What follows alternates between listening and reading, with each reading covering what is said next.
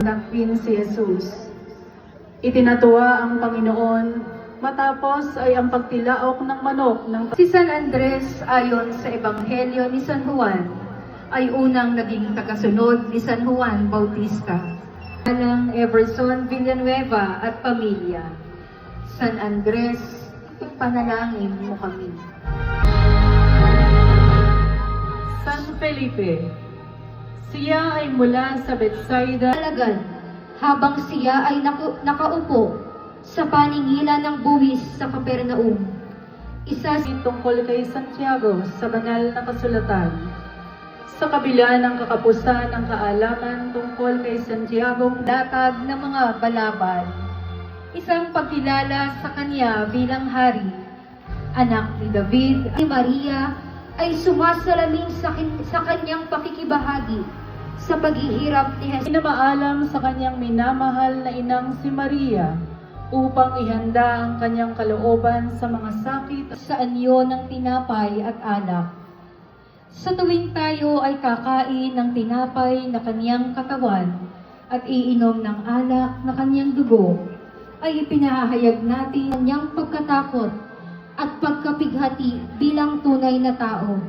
Subalit sa Maria sa bawat tagpo ng pagpapakasakit ng kanyang anak ay nakamasid at nakabantay. tigil ng may dignidad at katotohanan na nag-udyok sa mga nakarinig na magpatotoo sa kanyang waang saksi. Muli siyang tinanong ng pinakapunong saserdote, "Ikaw ba ang Mesiyas?" Dito nila muling ibinunton ang mga paratang laban sa kanya. Tinanong siya ni Pilato At tanong at pangungutya ng hari na natiling tahimik si Jesus.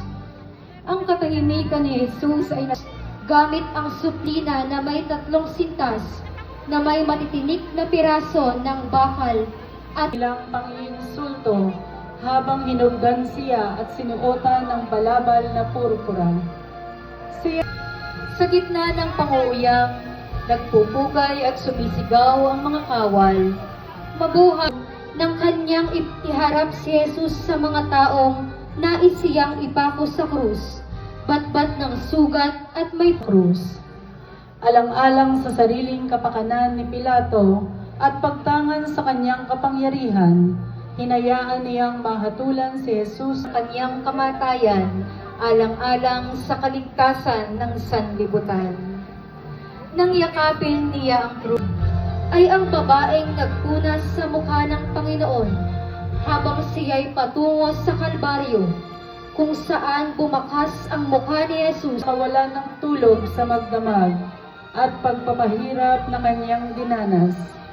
Si Jesus ay nalugmok at Sa pagpaparusang mula sa mga taong pinaghimalaan ni Jesus, nang ipinapasan sa kanya ang krus ni Jesus. Si Simon na taga Cirene ay isang halimbawa sa atin. Para sa kanyang pagdurusa. Pinatingin siya ni Jesus sa kanila at sinabi, "Huwag kayong tumangis sa akin." Dahilan sa nasaksihan niyang pagpapahirap sa kanyang anak at ang pagtanggap nito ng krus ng kanyang kamatayan. Ngunit si Maria ay dari Jesus dahil sa bigat ng krus na kanyang pasan. Inilalarawan nito kung paano niyakap ni Jesus ang sangka. Si Jesus ay inihanda upang ipako sa krus. Hinubaran siya ng kanyang mga damit at kanilang Pinako si Jesus sa krus. Ang sukdulang anyo ng pagpapahirap at kahihiyan para sa isang inosente.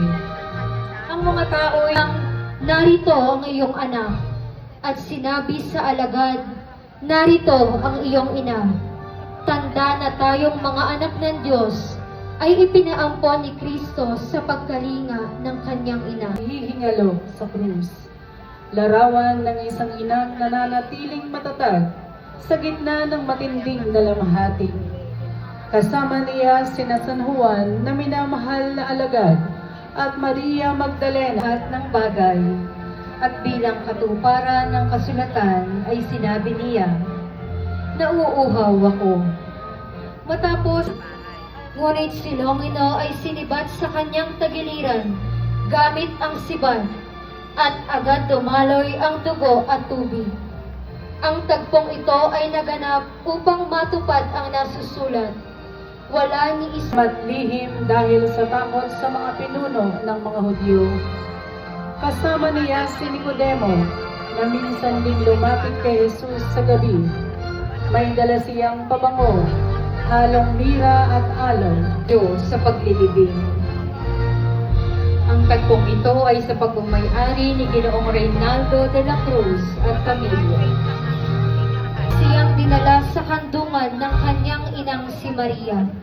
Ang buhay na iniluwal ng isang ina, ngayon ay wala ng buhay. Si Maria, sa kabila ng kalungkutan, ay Katawan ni Jesus na ibinaba mula sa krus at inihimlay sa libingan.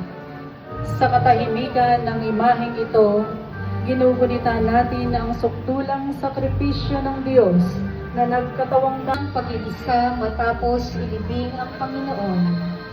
Pinagbulay-bulayan ni Maria ang mga naging kasangkapan, ang matibay na saksi sa mga kagilagilalas na pangyayari nang namatay si Kristo.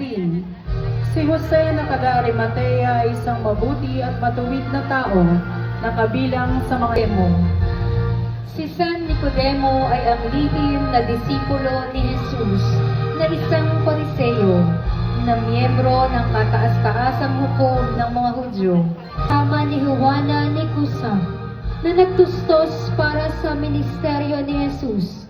Kasama ang ibang kababaihan, hindi niya Kanyang tahanan sa Jerusalem ang pinaniniwalaang kinaroroonan ng senakulo o ang silid kung saan idinaos ang huling hapunan. Lazaro ay kapatid ni na Santa Maria at Santa Marta na mula sa Betania. Nang malaman na Maria ay ang nagpahid ng pabango sa paa ni Jesus sa kanilang bahay sa Betania, bilang pasalamat sa pagkabuhay na maguli, Ni San Lucas, kapatid ni na Maria at Lazaro, inilalarawan sa Santa Marta sa pagkaabala sa pag-aasikaso kay Jesus nang ito ay kinilala bilang asawa ni Zebedeo at ina ng dalawang dakilang apostol ni Jesus na sina Santiago Apostol at San Juan Evangelista. Birheng Maria, kaya't siya ay malapit na kamag-anak ni Jesus at masugid na tumutulong sa pagpapahayag ng mabuting Si balita. Maria Magdalena ay isang babae kung saan pinalayas ni Jesus ang 7 demonyo. Ipinahihiwatig ng pangalang Magdalena na mga sakit at pagkamatay ni Kristo. Siya rin ang pinakaunang saksi sa pagkabuhay na maguli ni Jesus. Ay sa